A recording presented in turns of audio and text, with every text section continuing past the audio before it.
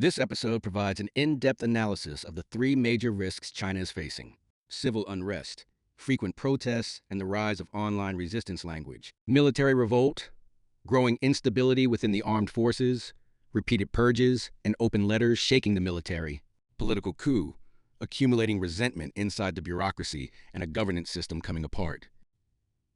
From the absurd censorship of the chaos phenomenon to widespread withdrawal among officials, the CCP's governing mechanism is facing the danger of simultaneous collapse at multiple points. Don't miss the next drop. Subscribe and hit the bell. In 2025, China has entered an unprecedented era of turbulence. Sparks of civil resistance keep flaring across the country. Online, people mock and openly resist absurd censorship. High-ranking retired officers are calling on active soldiers to follow their conscience, and civil unrest, military unrest, and political unrest are accumulating simultaneously. Beneath the calm surface, an undercurrent is rapidly building toward an irreversible tipping point. Today, let us walk you through a full analysis. How close is China to a historic upheaval? How close is China to large-scale civil unrest? As 2025 draws to a close, Chinese society resembles a pressure cooker sealed for too long. Sparks keep shooting out one after another. How close is China to a full-scale civil uprising? According to experts, this year's grassroots resistance displays several new characteristics that are accumulating the energy for major unrest. Protest incidents erupted intensively throughout the year, especially starting from the third quarter. In Jiangyu, Sichuan, in July, a 14-year-old female student was bullied, stripped, and beaten by peers, and the assault video was uploaded online as a brag. Authorities attempted to downplay and ignore the incident, triggering massive public protests. Riot police cracked down, clashes erupted, and many citizens were beaten and arrested. The Jiangyu incident shocked the country and fueled anti-CCP sentiment. In Qiongjong, Hainan, in late October, a state-owned enterprise was caught illegally, cutting down farmers' betel nut trees. Furious farmers gathered at the company's gate, flipped vehicles, and threw stones at SOE employees and police. Another example of grassroots resistance against injustice. In Beihai, Guangxi, on November 24th, a dramatic event occurred. A blue sedan rammed the city government gate and was struck by an armed patrol vehicle. Smoke filled the scene as police smashed the car windows and dragged out the driver. A man daring to ram a government building suggests someone pushed to the brink with no way out. In Guiyang, Guizhou, in late November, society boiled over again. The government forced the relocation and cremation of graves, enraging citizens. Protesters shouted, "If the Communist Party wants to dig up our ancestors' graves, start by digging up Xi Jinping's family tombs." Crowds grew from dozens to hundreds, surrounding the deputy county chief and several officials. Violent clashes broke out.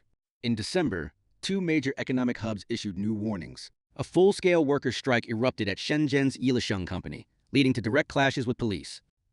A financial scandal at Hangzhou Zhejiang Gold Center exploded, with 20 billion yuan disappearing and over 10,000 victims protesting, resulting in repeated police-citizen confrontations.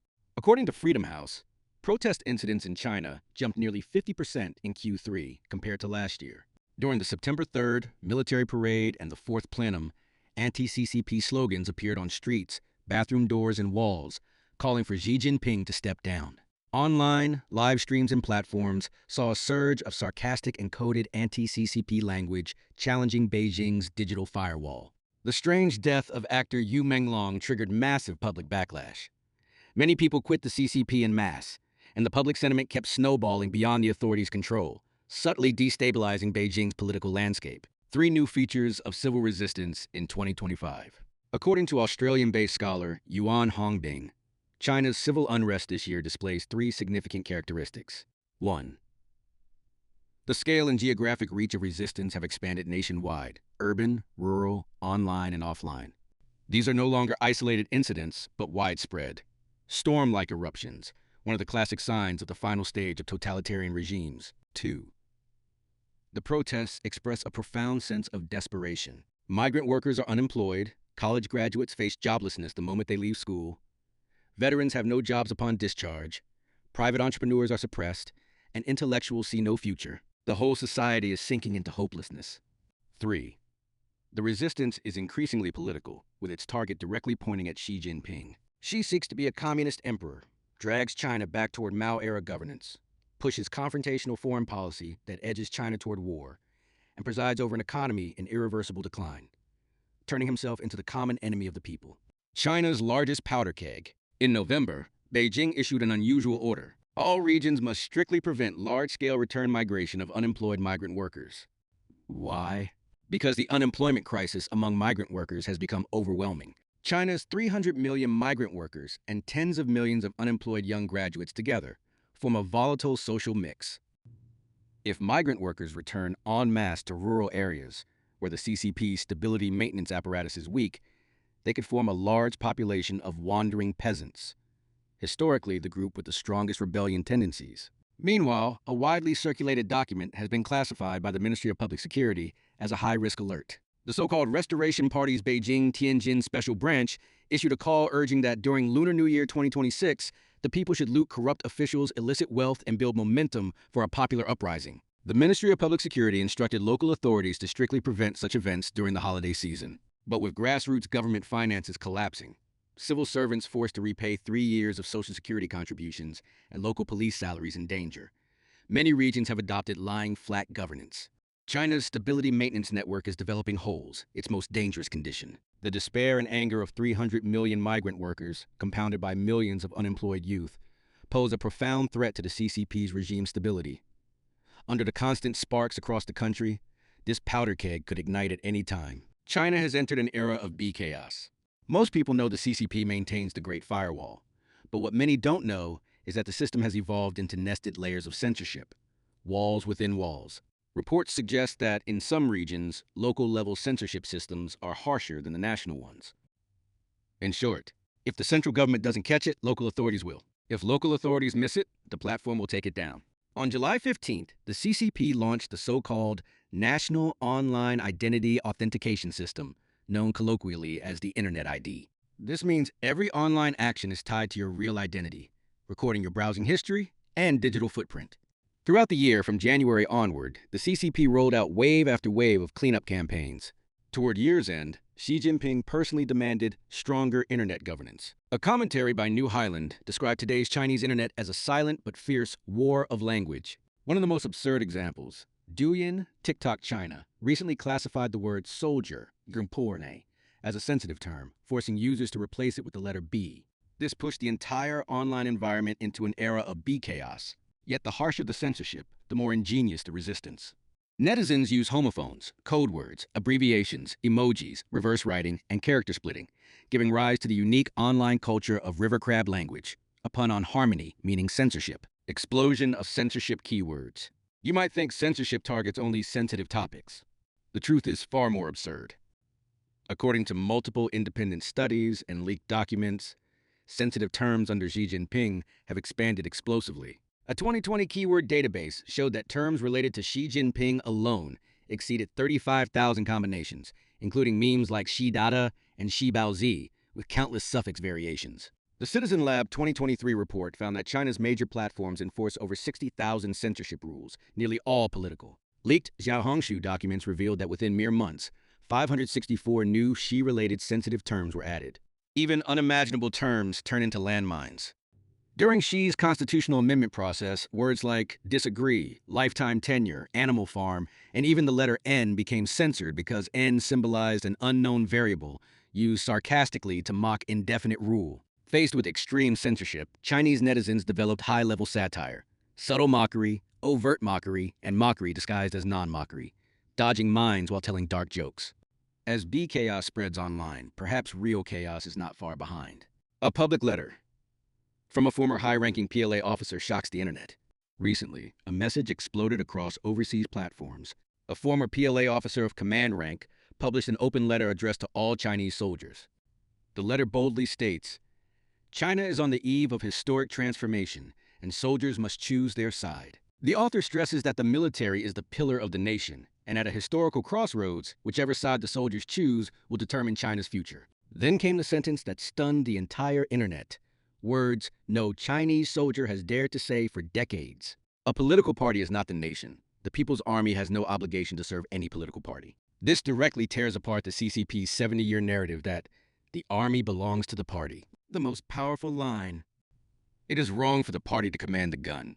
No political party has the right to own the military. In civilized countries, the military belongs to the state, sworn to uphold the Constitution and protect the people. This is the dividing line between democracy and dictatorship.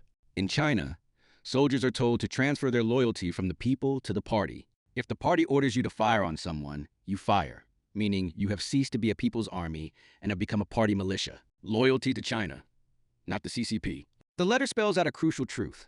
The CCP is not China, nor does it have the right to represent the people. What you must defend is China. What you must pledge allegiance to is the people. This is a political red line for the CCP, but it's also the greatest truth. The author cites two cases. In the final days of the Soviet Union, soldiers refused to fire on civilians, standing on the right side of history. In contrast, during Tiananmen in 1989, Chinese soldiers failed to uphold conscience, and China missed a historic chance to join the civilized world. He writes, "The people, represented by your military emblem, has long been emptied out by the CCP. The party makes you swear loyalty to it, but never asks you to swear loyalty to the people." This blunt logic struck many netizens deeply and sparked massive discussion. In closing, the author appeals with a sense of history.